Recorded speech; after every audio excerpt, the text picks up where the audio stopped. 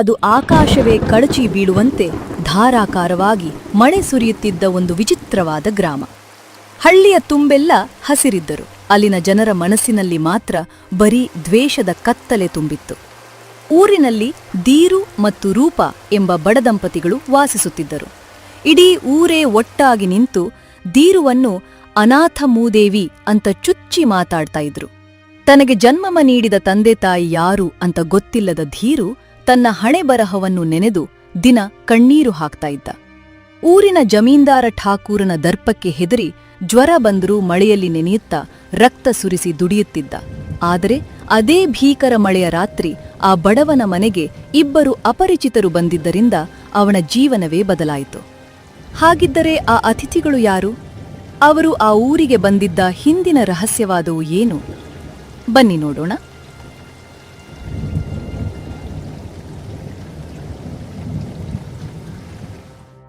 ಹಳ್ಳಿಯ ಒಂದು ಹಳೆಯ ಹಂಚಿನ ಮನೆ. ಹೊರಗೆ ಧಾರಾಕಾರವಾಗಿ ಮಳೆ ಸುರಿಯುತ್ತಿದೆ. ಧಿರು ಮತ್ತು ಅವನ ಹೆಂಡತಿ ರೂಪ ಜಗುಲಿಯ ಮೇಲೆ ಕೂತು ಚಿಂತೆಯಲ್ಲಿ ಮುಳುಗಿದ್ದಾರೆ. ಅಯ್ಯೋ, ಈ ಮಳೆಗಾಲ ಅಂತೂ ನಮ್ಮ ಹೊಟ್ಟೆ ಮೇಲೆ ಬಟ್ಟೆ ಹಾಕಿದೆ. ಇಡೀ ವಾರ ಕಳೀತಾ ಬಂತು, ಆದರೂ ಈ ಮಳೆರಾಯ ಬಿಡುವು ಕೊಡುವ ಲಕ್ಷಣನೇ ಕಾಣ್ತಿಲ್ಲ. ಹೌದು ರೀ, ಇಷ್ಟು ದಿನದಿಂದ ನೀವು ಕೂಲಿ ಕೆಲಸಕ್ಕೂ ಹೋಗಿಲ್ಲ. ಹಳ್ಳಿಯಲ್ಲಿ ನಮ್ಮ ತರಹ ಬಡವರಿಗೆ ದಿನ ದುಡಿದ್ರೇನೆ ಹೊಟ್ಟೆ ತುಂಬೋದು. ಮನೆ ಖರ್ಚು ಹೆಂಗ್ ನಡೀತೋ ಏನೋ. ನನಗೂ ಅದೇ ಯೋಚನೆ ರೂಪ. ಇವತ್ತು ಸೂರ್ಯ ಮುಳುಗುವವರೆಗೂ ಕಾದ್ರೂ ಮಳೆ ನಿಲ್ಲಲಿಲ್ಲ. ಈ ಚಳಿಗೆ ಮೈಯೆಲ್ಲ ನಡುಗುತ್ತಿದೆ. ಹಳೆ ಚಾಪೆ ತಗೊಂಡು ಬಾ, ಹೀಗೆ ಚಾಪೆ ಮೇಲೆ ಕೂರೋಣ. ನೋಡ್ರಿ, ನಮ್ಮ ತರಕಾರಿ ತೋಟದಲ್ಲೂ ಹುಳುಗಳು ಬೀಳ್ತಾ ಇವೆ. ಇತ್ತ ಮನೆಯ ಮೇಲ್ಚಾವಣಿಯೂ ಸೋರುತ್ತಿದೆ. ಹೀಗೆ ಆದ್ರೆ ನಾವು ಜೀವನ ನಡೆಸೋಕು ತುಂಬಾ ಕಷ್ಟ ಆಗುತ್ತೆ. ಈ ಮಳೆಗೆಲ್ಲಿ ನಮ್ಮ ಕಷ್ಟ ಅರ್ಥ ಆಗ್ಬೇಕು. ಅದ್ರ ಕೆಲಸ ಅದು ಮಾಡ್ತಾ ಇರುತ್ತೆ. ಹೌದು, ಈ ಗೋಡೆಗಳೆಲ್ಲ ಮಳೆ ನೀರಿಗೆ ಪೂರ್ತಿ ಒದ್ದೆ ಆಗಿವೆ. ಮಳೆ ನಿಲ್ಲುವವರೆಗೂ ಕಾದರೆ ನಾವಿಬ್ಬರೂ ಉಪವಾಸ ಸಾಯಬೇಕಾಗತ್ತೆ. ನಾಳೆ ಈ ಜೋರ್ ಮಳೆಯಲ್ಲೇ ಕೂಲಿ ಹುಡುಕಿಕೊಂಡು ಹೋಗ್ತೀವಿ.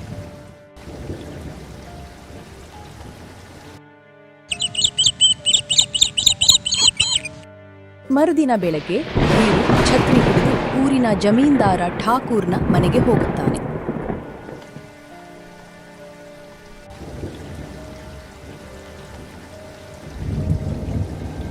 ಏನೋ ಧೀರೋ, ಈ ನಡುಕ ಹುಟ್ಟಿಸುವ ಮಳೆಯಲ್ಲಿ ಬೆಳಗ್ಗೆನೆ ನನ್ನ ಮನೆ ಹತ್ತಿರ ಬಂದು ನಿಂತಿದ್ಯಾ. ಏನ್ ಬೇಕು ನಿನಗೆ? ಠಾಕೂರ್ರೆ, ನಿಮ್ಮ ಗೋದಾಮಿನಲ್ಲಿ ಕೆಲಸಕ್ಕೆ ಕೂಲಿ ಆಳುಗಳು ಬೇಕಾಗಿದ್ದಾರೆ ಅಂತ ಕೇಳ್ಪಟ್ಟಿದ್ದೆ. ದಯವಿಟ್ಟು ನನ್ನ ಕೆಲಸಕ್ಕೆ ಇಟ್ಟುಕೊಳ್ಳಿ. ಎಷ್ಟು ಕಷ್ಟ ಆದರೂ ನಿಷ್ಠೆಯಿಂದ ದುಡಿತೀವಿ. ಲೇ, ಇಡೀ ಊರಿನ ಜನ ನಿನ್ ಕಂಡ್ರೆ ಹುಚ್ಚೆ ಹುಯ್ಕೋತಾರೆ. ನಿನ್ ಮುಖ ನೋಡಿದ್ರೇನೆ ಅಪಶಕುನ ಅಂತಾರೆ. ಅಂಥದ್ರಲ್ಲಿ ನಾನು ನಿನ್ನ ಕೆಲಸ ಯಾಕೆ ಕೊಡಬೇಕು? ಹಾಗೆನ್ನ ಬೇಡಿ ಒಡೆಯ. ಈ ಊರವರು ನನ್ನನ್ನು ಯಾಕೆ ಇಷ್ಟು ದ್ವೇಷಿಸ್ತಾರೆ ಅಂತ ಆ ದೇವರಿಗೆ ಗೊತ್ತು. ನಾನು ಯಾವತ್ತೂ ಯಾರಿಗೂ ಕೆಟ್ಟದ್ದನ್ನು ಬಯಸಿಲ್ಲ. ಸರಿ ಅಳ್ಬೇಡ, ಕೆಲ್ಸಕ್ಕೆ ತಗೋತೀನಿ. ಆದರೆ ನೆನ್ಪಿರ್ಲಿ, ಮಳೆ ಬರ್ತಿದೆ ಅಂತ ನೆಪ ಹೇಳಿ ರಜೆ ಹಾಕಿದ್ರೆ ನಿನ್ನ ಚರ್ಮ ಸುಳ್ತೀನಿ. ಈಗಲೇ ಕೆಲ್ಸಕ್ಕೆ ಹೋಗು.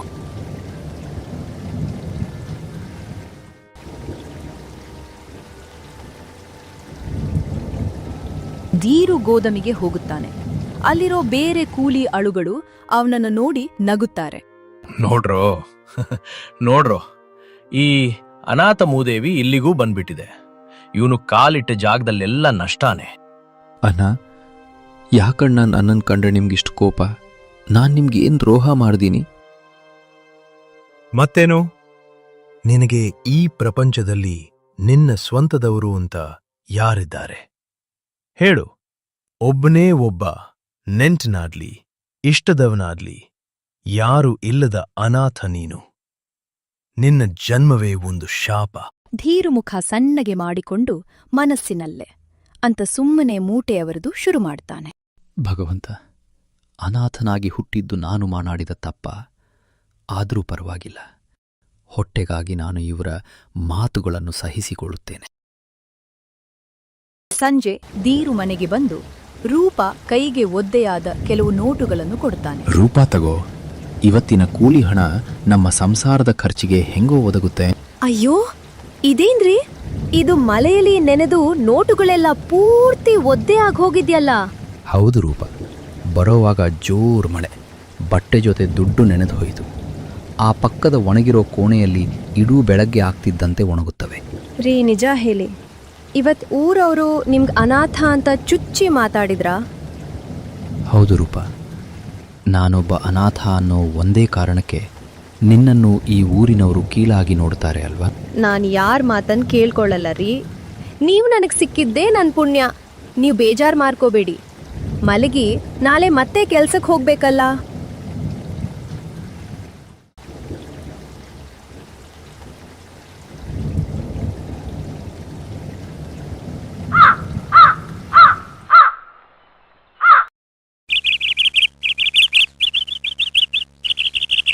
ಮರುದಿನ ಬೆಳಗ್ಗೆ ರೂಪ ಜೋರಾಗಿ ಕಿರ್ಚುತ್ತಾಳೆ. ಮನೆಯ ಮೇಲ್ಚಾವಣಿಯಿಂದ ನೀರು ಬಿದ್ದು ದುಡ್ಡೆಲ್ಲ ಹರಿದು ಹೋಗಿರುತ್ತದೆ. ರೂಪ ಜೋರಾಗಿ ಅಳುತ್ತಾ, ಅಯ್ಯೋ ದೇವ್ರೆ, ಇದೇನು ಅನ್ಯಾಯ, ಬೇಗ ಬನ್ನಿ ಇಲ್ಲಿ.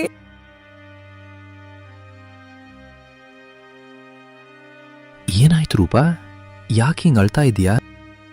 ನೋಡಿ, ರಾತ್ರಿ ಇಡೀ ಚಾವಣಿಯಿಂದ ನೀರು ಬಿದ್ದು ನಾವು ಒಣಗೋಕೆ ಇಟ್ಟಿದ್ದ ನೋಟುಗಳೆಲ್ಲ ಕರಗಿ ಹರಿದು ಹೋಗಿವೆ. ಇವು ಈಗ ಯಾವುದಕ್ಕೂ ಬರಲ್ಲ. ಅಯ್ಯೋ ವಿಧಿಯೇ, ನನ್ನ ರಕ್ತ ಸುರಿಸಿ ಕಷ್ಟಪಟ್ಟು ಸಂಪಾದಿಸಿದ ದುಡ್ಡು ಮಣ್ಣು ಪಾಲಾಯ್ತ. ನಮ್ಮ ಹಣೆ ಬರಹವೇ ಇಷ್ಟು ಅಂತ ಕಾಣುತ್ತೆ. ಅದೇ ಬೇಸರದಲ್ಲಿ ದೀರು ಗೋದಾನಿಗೆ ಕೆಲಸಕ್ಕೆ ಹೋಗ್ತಾನೆ.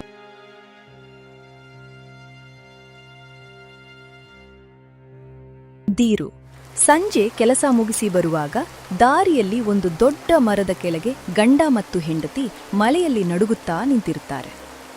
ಅಣ್ಣ, ಮಳೆ ತುಂಬಾ ಜೋರಾಗಿದೆ, ಯಾವುದೇ ಕ್ಷಣದಲ್ಲಾದರೂ ಬಿರುಗಾಳಿ ಬರಬಹುದು. ಇಂತಹ ಸಮಯದಲ್ಲಿ ಹೊರಗೆ ಮರದ ಕೆಳಗೆ ನಿಲ್ಲೋದು ಅಪಾಯ. ಗೊತ್ತಿದೆ ಸಹೋದರ, ಆದರೆ ನಾವೇನ್ ಮಾಡೋಣ? ನಮ್ಗೆ ಊರಲ್ಲಿ ಉಳಿದುಕೊಳ್ಳೋಕೆ ಯಾವುದೇ ಜಾಗ ಸಿಗ್ತಿಲ್ಲ. ಹೌದಣ್ಣ, ನಾವೀ ಹಳ್ಳಿಯ ದೇವಸ್ಥಾನ ನೋಡಕ್ಕೆ ಅಂತ ಬಂದ್ವಿ. ಮಳೆಯಲ್ಲಿ ಸಿಕ್ಕಾಕಿಕೊಂಡಿದ್ದೀವಿ, ಹೋಗೋಕೆ ದಾರಿನೂ ಗೊತ್ತಾಗ್ತಿಲ್ಲ. ಹಾಗಾದ್ರೆ ಒಂದು ಕೆಲಸ ಮಾಡಿ, ಈ ಬಡವನ ಮನೆಗೆ ಬನ್ನಿ. ಇವತ್ತಿನ ರಾತ್ರಿ ಅಲ್ಲೇ ಉಳಿದುಕೊಳ್ಳಬಹುದು. ಬೇಡಪ್ಪ, ಅನಾವಶ್ಯಕವಾಗಿ ನಿಮ್ಗೆ ತೊಂದರೆ ಯಾಕೆ? ನಾವು ಹೇಗೋ ಅಡ್ಜಸ್ಟ್ ಮಾಡ್ಕೋತೀವಿ ಬಿಡು. ಅಯ್ಯೋ, ಇದರಲ್ಲಿ ತೊಂದರೆ ಏನಿದೆ ಅಣ್ಣ? ಮನುಷ್ಯತ್ವ ಅಂತ ಒಂದಿದೆಯಲ್ಲ. ಕಷ್ಟದಲ್ಲಿರುವವರಿಗೆ ಸಹಾಯ ಮಾಡೋದು ಮನುಷ್ಯನ ಧರ್ಮ. ನೀವು ಹೀಗೆ ಮಳೆಯಲ್ಲಿ ನೆನೆಯುತ್ತಿದ್ದರೂ ನಾನು ಹಾಗೆ ಹೋಗೋಕ್ಕೆ ಹೇಗೆ ಸಾಧ್ಯ? ಬನ್ನಿ ಹೋಗೋಣ.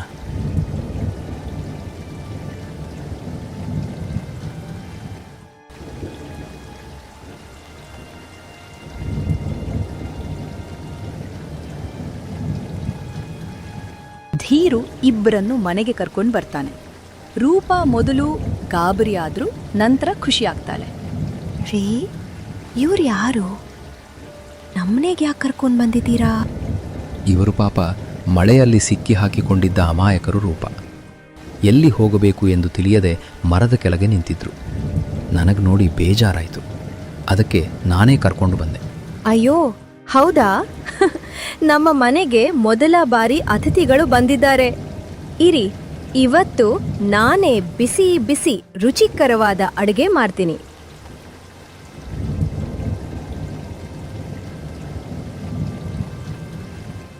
ರೂಪ ಮನೆಗೆ ಬಂದ ಅತಿಥಿಗಳಿಗೆ ರುಚಿಕರವಾದ ಅಡುಗೆ ಮಾಡಿ ಬಡಿಸುತ್ತಾಳೆ.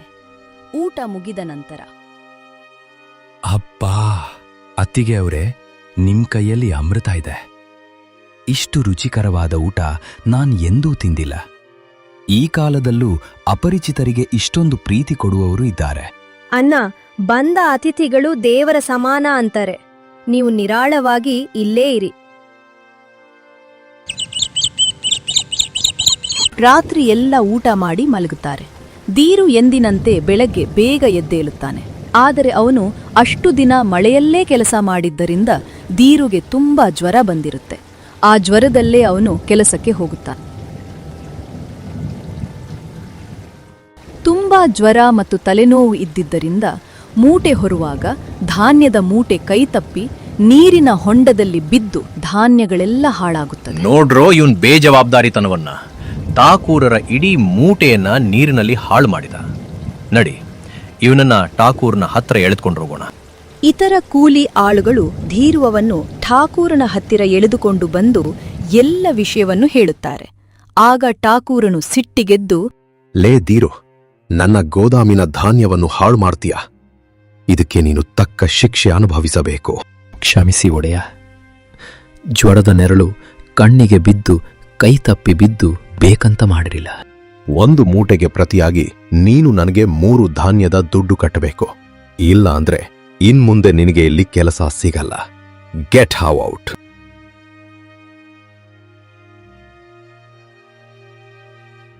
ಧೀರು ಅಲ್ಲಿಂದ ಬೇಸರ ಮಾಡಿಕೊಂಡು ಮನೆಗೆ ಓಡಿ ಬರುತ್ತಾನೆ. ಅಲ್ಲಿ ರೂಪಾಳ ಬಳಿ ಹೇಳುತ್ತಾನೆ, ರೂಪ, ಗೋದಾಮಿನಲ್ಲಿ ಮೂಟೆ ಹೊರುವಾಗ ಕೈ ತಪ್ಪಿ ನೀರಿನ ಹೊಂಡಕ್ಕೆ ಬೀಳಿಸಿಬಿಟ್ಟೆ. ಜ್ವರದಲ್ಲಿ ಗೊತ್ತಾಗಲೇ ಇಲ್ಲ. ಅದರಿಂದ ಯಜಮಾನರು ನನ್ನನ್ನು ಕೆಲಸದಿಂದ ತೆಗೆದುಹಾಕಿದ್ರು. ಠಾಕೂರಾರು 3 ಪಟ್ಟ ಹಣ ಕೇಳ್ತಿದ್ದಾರೆ. ನಮ್ಮ ಹತ್ತಿರ 1 ಕಾಸಿಲ್ಲ. ಈಗೇನ್ ಮಾಡೋದು?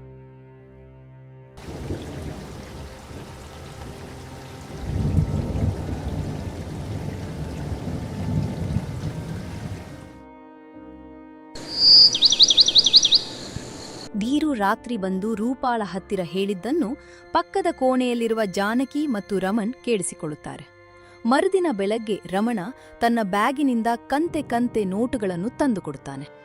ಧೀರು, ತಗೋ. ಈ ಹಣನ ತೆಗೆದುಕೊಂಡು ಹೋಗಿ ಆ ಜಮೀನ್ದಾರರ ಮುಖಕ್ಕೆ ಎಸೆದ್ ಬಾ. ಅಣ್ಣ, ಇಷ್ಟೊಂದು ಹಣನ? ಅಷ್ಟಕ್ಕೂ ನೀವು ಯಾರು? ನಾನು ನಗರದ ಅತಿ ದೊಡ್ಡ ಕೋಟ್ಯಾಧಿಪತಿ ವರ್ತಕ. ನಮ್ಮ ಹತ್ತಿರ ಹಣಕ್ಕೇನೂ ಕೊರತೆ ಇಲ್ಲ. ಆದರೆ ನಿಜವಾದ ಪ್ರೀತಿ ಸಿಗದೆ ಬಡವರಾಗಿದ್ವಿ. ನಿಮ್ಮ ಪ್ರೀತಿ ಕಂಡು ನಮ್ಮನ್ನು ನಾವೇ ಮರೆತ್ವಿ. ಹಾಗಿದ್ರೆ ಇಷ್ಟು ದಿನ ಯಾಕೆ ಬಡವರ ತರ ನಾಟಕ ಆಡಿದ್ರಿ ಅಣ್ಣ? ನಿಮ್ಮ ನಿಜವಾದ ಪ್ರೀತಿ ನಮಗೆ ಬೇಕಿತ್ತು ಅಷ್ಟೆ. ಧೀರು ಅಣ್ಣ, ನೀನು ಆ ಠಾಕೂರ್ನ ಹತ್ತಿರ ಇನ್ನು ಮುಂದೆ ಕೆಲಸಕ್ಕೆ ಹೋಗ್ಬೇಡ.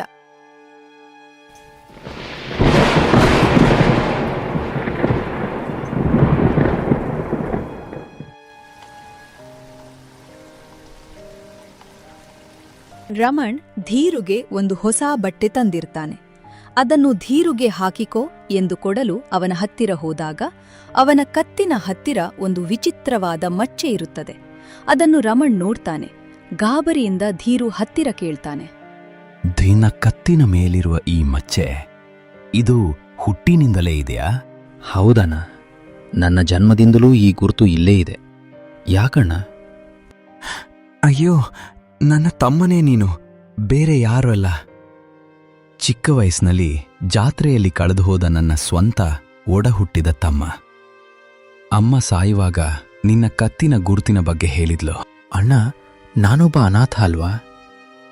ಹಾಗಾದ್ರೆ ನನಗೂ ಅಂತ ಒಂದು ಸ್ವಂತ ರಕ್ತ ಸಂಬಂಧ ಇದೆಯಾ ಅಣ್ಣ? ದೇವ್ರೆ, ನನ್ನ ಅಳುವನ್ನು ಇವತ್ತಿಗೆ ಆಲಿಸಿದೆಯಾ? ನೋಡಿದ್ರಾ, ಆ ಮಲೆರಾಯ ಇವ್ರನ್ನ ಇಲ್ಲಿಗೆ ಕರೆದು ತಂದಿದ್ದು ಸುಮ್ನೆ ಅಲ್ಲ, ಇಬ್ಬರು ಒಡ ಹುಟ್ಟಿದವ್ರನ್ನ ಒಂದು ಮಾಡೋಕೆ. ಇನ್ಮುಂದೆ ನಮ್ದು ದೊಡ್ಡ ಶ್ರೀಮಂತ ಕುಟುಂಬ.